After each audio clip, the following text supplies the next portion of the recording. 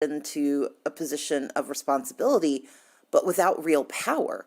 And for so many in our communities, that is the constant fear, that they are responsible for creating a world and creating a moment and existing in a space that gives them no power, or if they do have power, work so hard to denude them of it.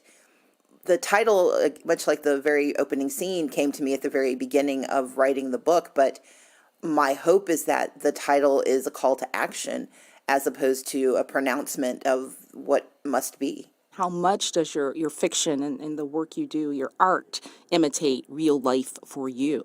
Everything I write is a reflection of my experiences, but also what I wish I could do, what I wish I could be. Avery is not me, but whether you're looking at While Justice Sleeps or some of my romantic suspense, I've always tried to create characters who are adventurous and thoughtful and smart. And on the geopolitical spectrum, as well as the personal spectrum, my goal is to tell stories that are reflective of questions I have and issues I find fascinating, but always to do so in a way that is not only fictionalized, but that is fantastical, in that people who normally don't get a chance to imagine themselves in these spaces can see themselves very clearly and can believe that this too belongs to them.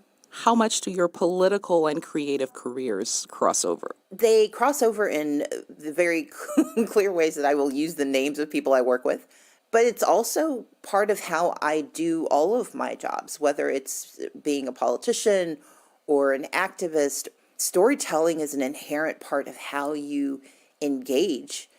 If you want people to take action, they have to believe that there is more out there, and they need to see what the goal is.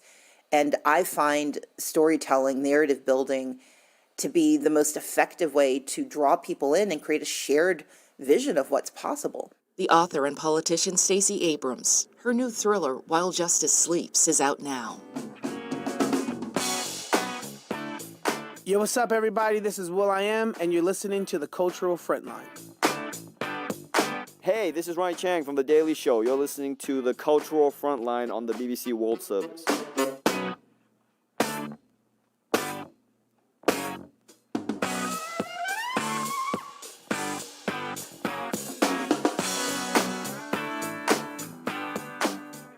After George Floyd's death, the outpouring of grief and years of pent-up rage about racial injustice spilled onto the streets in cities across the USA, including in Birmingham, Alabama, where I live. In our public spaces, statues representing the Civil War and slavery were taken down. Birmingham was not alone in seeing this kind of public display of emotion. All across the states and the world, statues representing systemic oppression were coming down, and murals were going up. From the Kibera settlement in Nairobi, Kenya, and the highways of Sao Paulo, Brazil, we hear why street artists near and far from George Floyd's hometown took up the cause of Black Lives Matter and made it their own. My name is Melody Strong, and I'm a local artist here in Minneapolis, Minnesota. The piece that I created was called Mama. Watching the video of George Floyd calling out for his mother as he's taking his last breaths, that also resonated with me, not only as a mother, but as a daughter, because when we're in distress, we look to our moms for that comfort, that reassurance.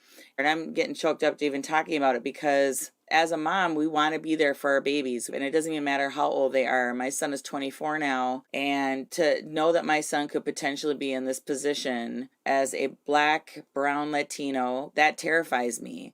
Unlike much of the public art created in protest at his death, Melody's mural doesn't actually depict George Floyd. It's several women grieving, some with just a tear rolling down their eye, some in anguish, like their mouth is open, crying, interwoven in the stripes and the stars of the American flag. It's upside down, and that's a symbol of the country being in distress. It's dedicated to the Black and brown mothers that have lost their children to gun violence, especially police violence. My name is Alan Mwangi. My graffiti name is Mr. Detail 7. I am based in Nairobi, Kenya. After We saw the news about the racial discrimination in the United States. It sparked something around the world, and especially also in Kenya. When you see such videos online of people being racially discriminated, but mostly in the States because that's where it happens a lot, you feel a type of anger, and you're so far away and you feel that there's nothing you can do about it. So that was a good time to express those emotions through art, but in a positive way. Alan created the mural in collaboration with fellow Kenyan street artist Bank Slave. The mural shows an instantly recognizable portrait of George Floyd. He's kind of smiling. We try to depict a moment in his life, let's say happy times. So we try to bring out the positive side of him. Against a vibrant orange backdrop decorated with a bold geometric pattern. I use a mixture of spray paint and brushes. I love using bright colors. We tried to add like an African vibe, African feel, and we did a graffiti font in the middle with the word haki, which is justice in Swahili. It spoke about what was happening. It was an injustice. People were crying for justice. I'm not an activist. It was just a great opportunity to speak about what was happening, like a social commentary. Like Nina Simone said, that it's the artist's duty to reflect the times. All I want is equality for my sister, my brother, my people, and me. I'm William Alexandrino. I'm here in the name of the group Nós Artivistas. About 200 persons in São Paulo. We use these streets as our voices. In Brazil, artists and activists are mourning their own George Floyd, João Alberto Silveira Freitas, a black man killed by 2 white security guards in Brazil last November. A black man was killed in a market. That happens every day in Brazil. The founders of Nós Artivistas, Fernanda Bueno and Kleber Pagu, 20 of November was the day that they met and they married. But when they saw on TV what's happened, they felt that is not one day to celebrate, but to protest. They made an invitation on the Instagram to the people come to the Paulista Avenue, the largest street in Latin America. So they went with the paint and wait till the people come, and we paint in our Portuguese language, Vidas Pretas Importam, Black Lives Matter. We paint our pain, we scream with that white paint that Black Lives Matter. Then we paint, the future is a black woman, and then silence is erased because the vice president of Brazil says that Brazil doesn't have racism. And then the final one, we paint on this very large bridge here in Brazil, stop the abuse of power. The murals have provoked strong feelings in each community. Melody Strong in the U.S. The pieces were then installed on these billboard spaces above the grocery store at the corner of 38th in Chicago where George Floyd was murdered. People have really resonated with it. Another woman, she told me how when she saw my piece, she just stood there and stared at it and was crying, and it really moved her. That's been pretty much the response I'm getting from the majority of the people. Alan Mwange again. The people in that area in Kibera, where we did the piece, were welcoming it. People were happy about the piece. But online, it was a bit different. It was like you're focusing on people in the States and you haven't talked about the issues in your country. But that's why we did 2 pieces. One piece talking about the issue in our country, a policeman standing over a civilian. The other one about George Floyd, the main issue that sparked up everything concerning police brutality. It's an issue around the world, around Africa, especially in low-income areas. We're all human, and no one wants to be treated in an inhumane way. William Alexandrino in Brazil. We're talking about big paintings, 600,000 square meters. These messages can be seen by drones, and then we share the pictures. The people saw this and they share on the social media as a response that they believe and they want change. We heard from the muralist Melody Strong in the U.S., the Kenyan artist Alan Mwange, aka Mr. Detail 7, and William Alexandrino, spokesperson of the Brazilian street art collective Nos Artivistas.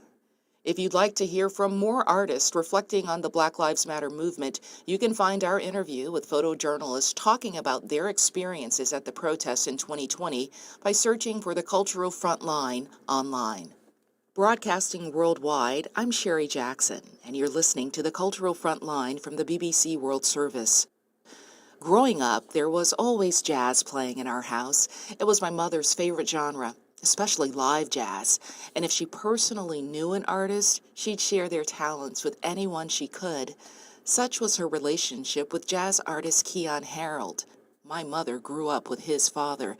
She gave me a copy of Keon's first CD, Introducing Keyon Harold, in 2009. He's gone on to become a Grammy Award-winning artist. We both grew up in Ferguson, Missouri, and when teenager Michael Brown was killed by a police officer there in 2014, Keyon responded by creating powerful music, the haunting MB Lament. More recently, he's been using his platform to speak out against racial profiling.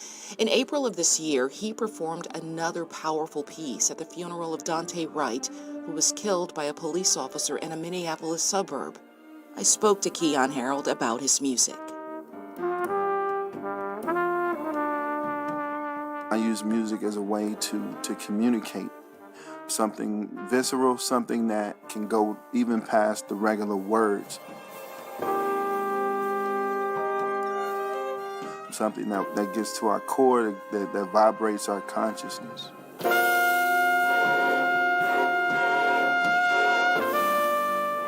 I woke up today with this little bit of heaviness about the anniversary of the death of George Floyd. I wonder how you are marking this day and what you're feeling like. This day is a new historical mark in America, not just America, in the world, from the standpoint of me just being a black man here on this earth. It's a day that says, listen, we matter. Everybody deserves respect, and it could have been me. I think about all those things. You were in Minneapolis during the trial, performing another stirring piece at the funeral of Dante Wright. Can you tell me about that performance, what you were trying to convey? Yeah, another senseless killing of a unarmed young black male who had his hands up. Man, it gets me every time. Yes, I was in Minneapolis for the verdict with my attorney, Ben Crump, and the family of George Floyd. I'm just in support. At the same time, they were waiting for the funeral to happen for Dante Wright, and I performed a couple of pieces, Amazing Grace, and Lift Every Voice and Sing, just in recognition of a prayer of a mother, recognition of a prayer for me as a father and to this young brother's spirit. How have you marked George Floyd's death through your art, through music?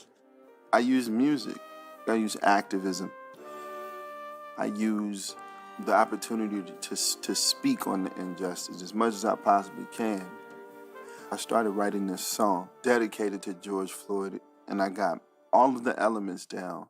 And it's a beautiful, haunting, ode, anthem to the lost. But as an artist, sometimes we have this, it's like we're impersonating someone because you can sympathize with it, but it's not totally your story. So I wrote this song where I could not even finish it because I felt like I'm lamenting George Floyd, but it's not my story. But in December, something happened to me and my son, an incident that gave me context to actually speak on it in all honesty. Musically, in word, in action. You know what? I'm not just a person talking about this. I'm a person also infected by and influenced by bias and racism. The visceral feeling that, listen, your son is also under attack in the system that you're trying to speak out against. You're not immune. So that's where I'm at now in the context of writing for George Floyd, in the context of even writing music for myself and my son. To be someone who has spoken out about racial profiling and racism, and then to have that incident, which is under litigation, happen to you in December, where your son was falsely accused of stealing someone's phone. What I'm hearing you say is that it's impacted your work in a way that you see in one way the incidents that have been happening, but then an incident like this happens to you personally, and you see it through different eyes. Is that what you're saying? That's absolutely correct. And it's real and it's authentic and it's the blues, and it's inevitable that no one wishes would happen to them. You know, we always see everybody else and we can empathize and we can sympathize with other people, but until it happens to you, there's a slight disconnect. The jazz musician Keon Harold. That's it for this week's program. Remember, you can catch up on any episodes you may have missed by going online to bbcworldservice.com and searching for us. We'll be here same time next week with more stories of artists changing the world and the way we see it. Until then, I'm Sherry Jackson. Goodbye.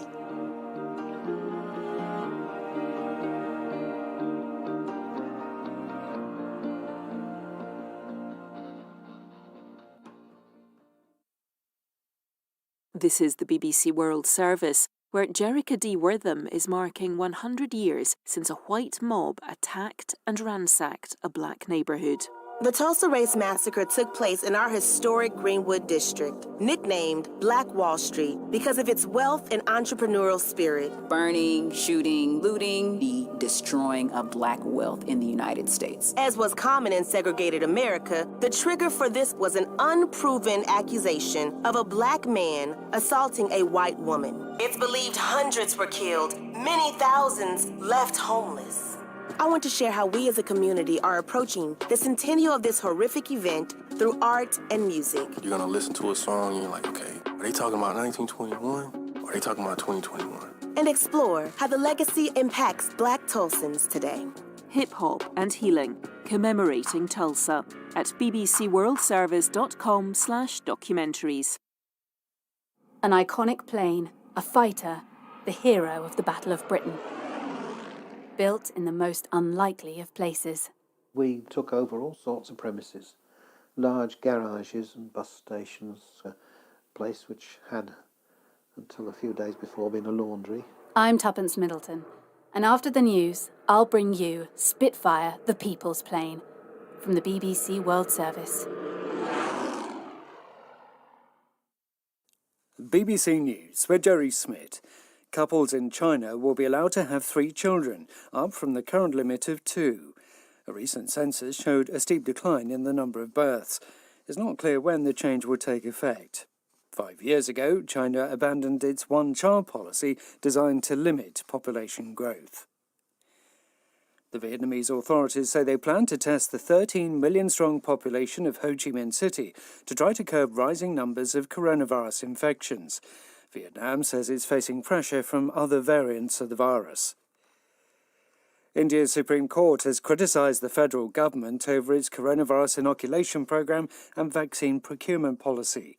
Judges asked why it had made registration on an app mandatory, saying this would hamper rural India, where internet access is difficult.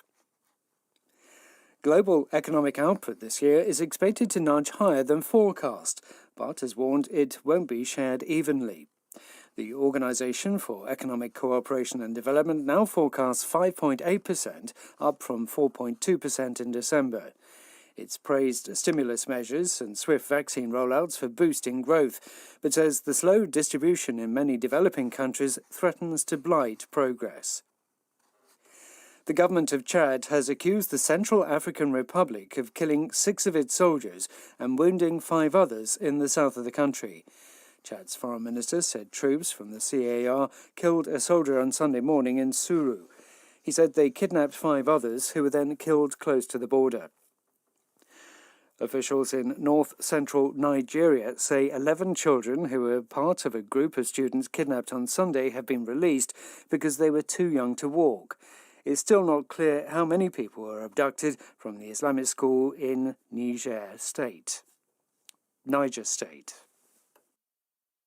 This is the story of how small actions can change history. The story of how an iconic plane was designed and built against all the odds by men and women facing the threat of enemy invasion. It's also the story of where it was built. In the most unlikely of places and by the most remarkable of people. I'm Tuppence Middleton, and this is Spitfire, the People's Plane.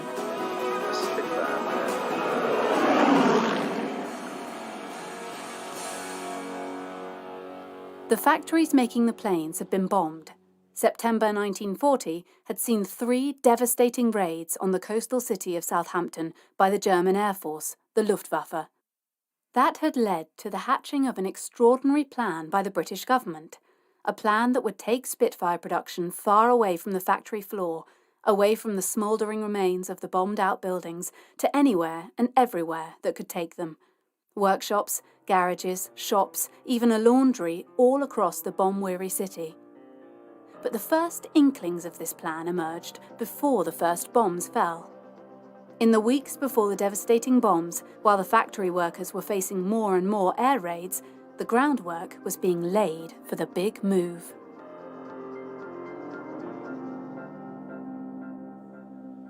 After a search, it was decided that Hendy's garage in Pound Street Lane and Seward's garage in Winchester Road would be ideal. Both had an upper and lower floor, and in both cases the upper floor was reached by a ramp, by means of which lorries could deliver and collect fuselages or parts with ease. This is an account by Dennis Webb, just 33 years old, with one of the most important jobs in the world at that moment, although it might not sound like it. He is the manager of the spare parts department at Supermarine, the company that designed and built the Spitfire. Elliot asked me to get all the windows blacked out and some spare fuselage jigs dumped over there in case they were needed. He was a very versatile engineer, very quick to turn his hand to all sorts of jobs within the company. Local historian Alan Matlock has made it his business to know more about people like Dennis Webb. He joined in the late 20s and was working for them still in the 60s, so he was Supermarine through and through. Dennis Webb is relentlessly cheerful, occasionally brusque, and didn't suffer fools gladly. He is very straight and very fair. He wanted to see the best job that could be done in every way. We did a similar job at Seward's garage in Winchester Road and earmarked Lowther's garage in Shirley for a tool room.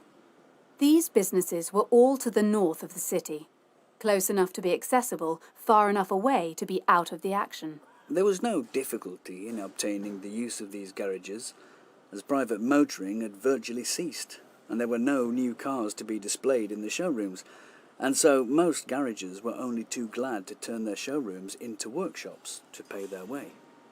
They didn't start their preparations a moment too soon. On Sunday evening, 15th of September, I just got home from the works, when the air raid warning was sounded, and we heard explosions in the general direction of Woolston, and soon saw clouds of smoke rising, and I guessed that the Jerrys were having a crack at the works. Dennis Webb sees the first of the 3 bombing raids from his home in Nurling, around a mile from the centre of town, where he lives with his wife Mary and baby daughter Anne. When I got back to the works, there was no sign of serious damage, although a host of windows had been broken, and the works fire brigade were busy clearing up the remains of broken glass. These first bombs didn't do much damage, but it sent a shockwave right back to the heart of government, and to the Ministry of Aircraft Production, led by Lord Beaverbrook. I think it was the next morning that 2 of Beaverbrook's boys arrived, apparently without any credentials or authorization, to announce to Pratt, the works manager, that they were here to disperse the factory. This is the task that Dennis and others were suddenly faced with. To take to the streets and deliver the message to business owners and landlords across the city that their buildings, their businesses, their livelihoods and sometimes their homes were needed for the war effort, and they were to clear out. It was a disaster overcome by improvisation and guts.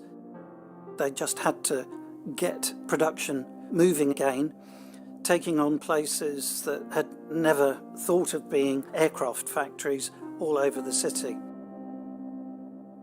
Our guide to these places, hidden away in the streets of Southampton, is Alan. He knows more than most about this aspect of his city's history. I've been living in Shirley, Southampton, for about 40 years. Alan is a retired English teacher and a Spitfire dispersal site super sleuth. A couple of years ago, I looked into the stories behind all these places around the city that had been used after the bombing. Exactly where these businesses were has until now always been something of a mystery. Notes were scarce and maps non-existent for fear they might fall into the wrong hands. Place names change, roads get rerouted, old buildings knocked down or replaced. Memories fade. Initially, during the wartime, people didn't talk about what they were doing. They kept it quiet. There were no addresses. Finding out exactly where they were wasn't always straightforward.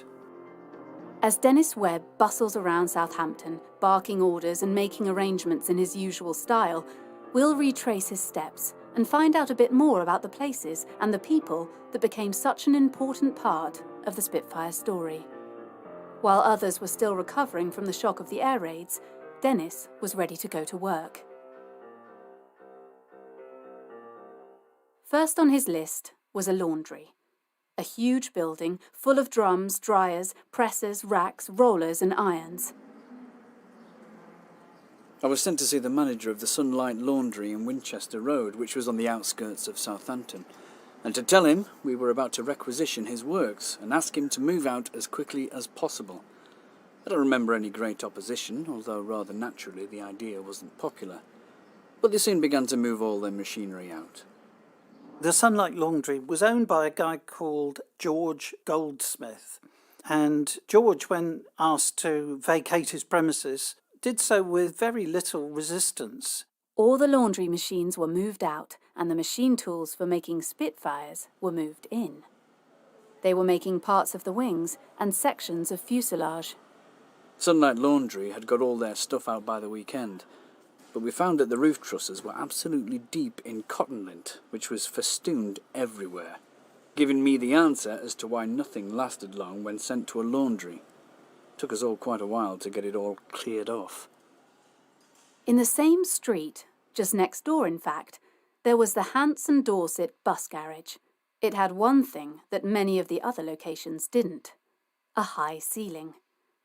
High enough to house a bus, and high enough for the enormous frames or jigs used to construct the Spitfire's distinctive leaf-shaped wings.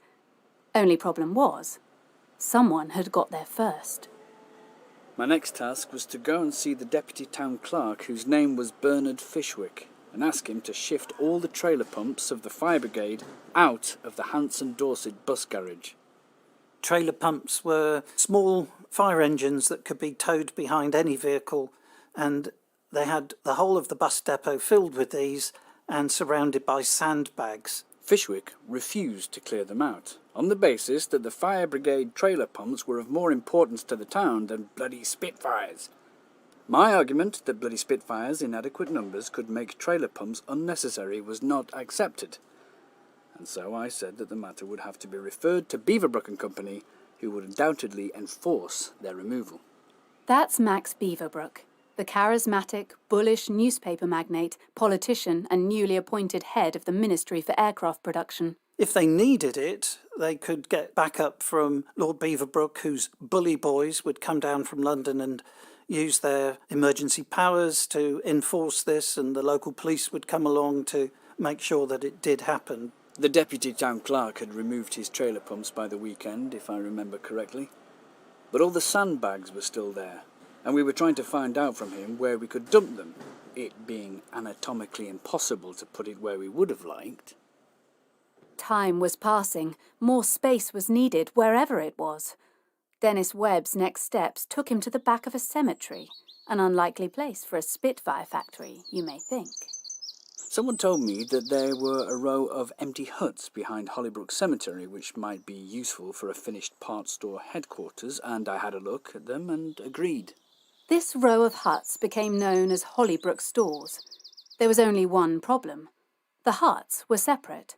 To get from one to the other, you'd have to go outside, letting light flood out into the dark of the blacked-out city, and that would be dangerous.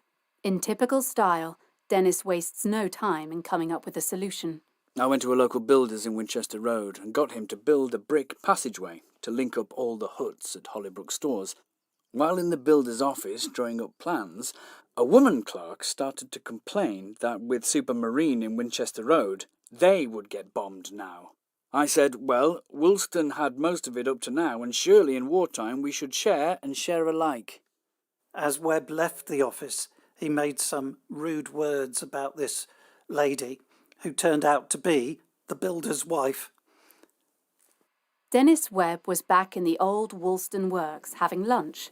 This was on Tuesday, September the 24th, the day of the second bombing raid on the factory.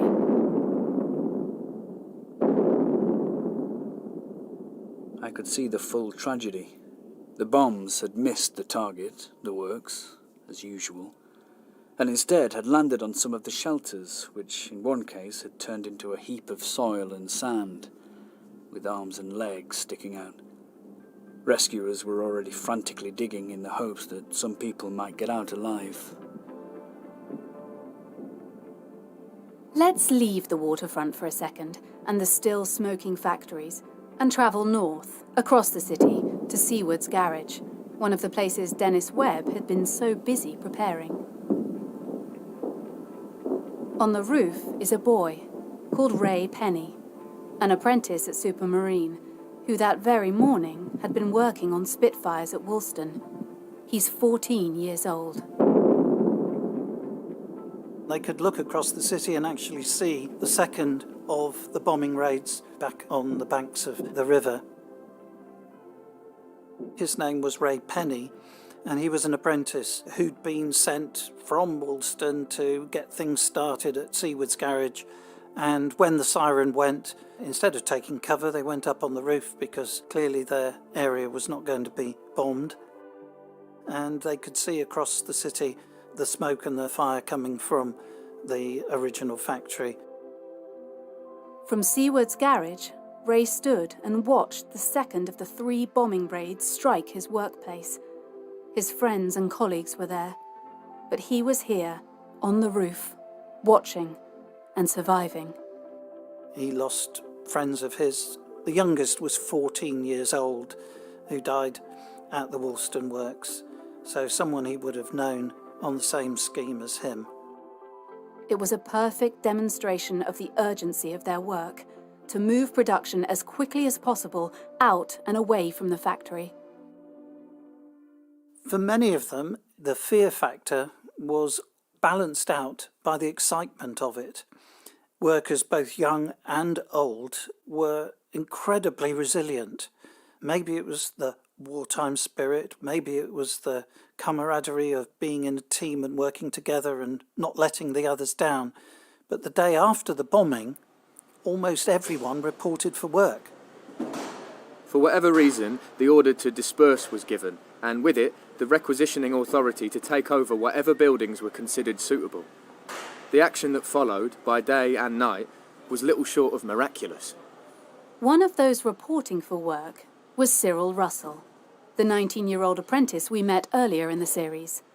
Having survived the bombing raids that ended the life of his friend Peggy Moon, still, he saw no reason not to show up. I went back into the works to collect my tools and saw for myself that men were busily uprooting the vital jigs, whilst the almost undamaged machine shop was actually working under a missing roof. On the following Monday, I was informed by the Labour Exchange to report to Hendy's Garage, just off Southampton High Street, and upon arrival, there were fuselage jigs that had been uprooted from Woolston and reset in what had been, on the previous Thursday, one of Southampton's largest garage and car showrooms.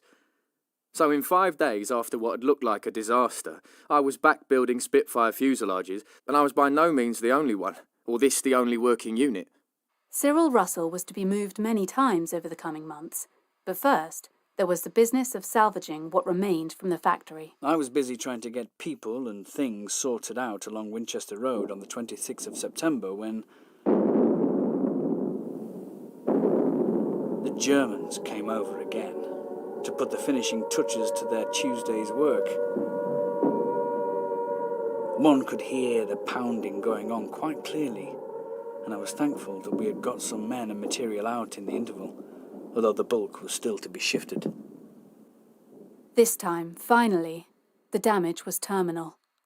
We had been moving the stores from Itchen to Hollybrook with a certain degree of method, but after this further narrow squeak I decided to take rather drastic steps and told the storeman to get everything out and onto the lorry and take it to Hollybrook, tip it out onto the floor of one of the empty buildings, while we moved the bins and got everything back to normal.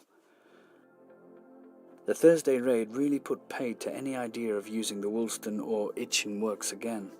This, then, was the end of the supermarine works at Woolston, but we had done our jobs of producing every possible Spitfire. It was rather a sad business collecting all the stuff out of my old office after all these years spent there, but on the other hand, I felt an enormous sense of relief that the long-expected chop had come, and I had survived, although sadly so many others had not. It was completely irrational, but a curious smell and aura hung around the places, a sort of witch's brew made up of violence, fear, and death. We were at last free to get the hell out of it. In the process of doing just that, we became less polite about everything, and those bloody sandbags in the Hanson Dorset bus garage were bulldozed up into a stream of commandeered lorries and dumped into the tramways depot at Portswood. After Woolston, Hollybrook Stores and Winchester Road felt 1,000 miles from the war. This is the point that the dispersal really begins to pick up speed and fans out to villages and towns far beyond the city,